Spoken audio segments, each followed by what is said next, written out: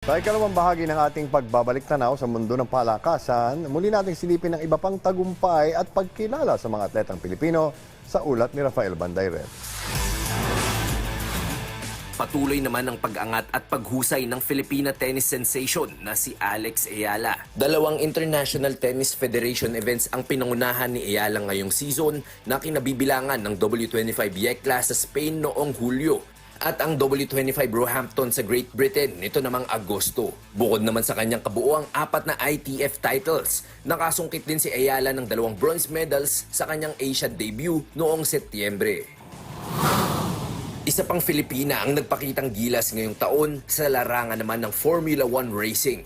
Ito ay matapos na hirangin ng F1 Academy racer na si Bianca Bustamante bilang pinakaunang babae na napabilang sa McLaren Driver Development Program. Matatandaang nagsimulang umingay ang pangalan ng teen racer sa motorsports matapos niyang makuha ang titulo sa inaugural F1 Academy season na ginanap sa Valencia, Spain noong Mayo. Nagkaroon ng mga bagong hari sa Philippine Collegiate Basketball ngayong taon. Sa UAAP, pinangunahan ni MVP Kevin Kiambao ang De La Salle Green Archers sa kanilang pang-10 titulo nang pataubin ang UP Fighting Maroons sa Season 86 Men's Basketball Finals. Sa NCAA naman, binawi ng San Beda Red Lions ang Corona ngayong Season 99 matapos gulati ng title favorites na Mapua Cardinals.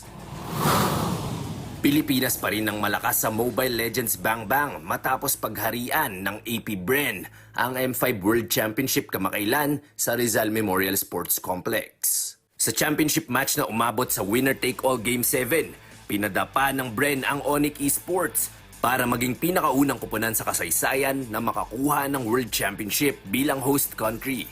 Ito na ang ikalawang M-Series Championship ng Bren na kanilang unang pinagharian noong 2021 sa Singapore.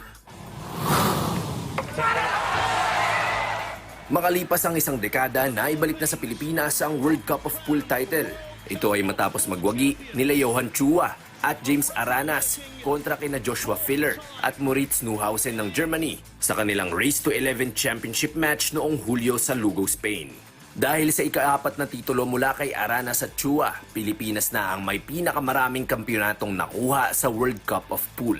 Itinanghal din ng World Champion ng Filipina pool player na si Cheska Centeno matapos niyang manguna sa World Pool Association Women's World 10 Ball Championship 2023 na ginanap sa Austria nito lamang Oktubre.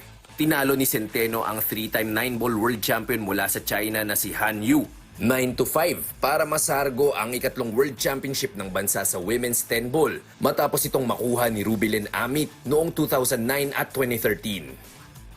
Rafael Bandayrel para sa Bayan. At yan po ang may init na sports balita sa mundo ng palakasan ngayong 2023. Happy New Year sa ating lahat. Ako si Bill Velasco ng PTV Sports para sa Bayan.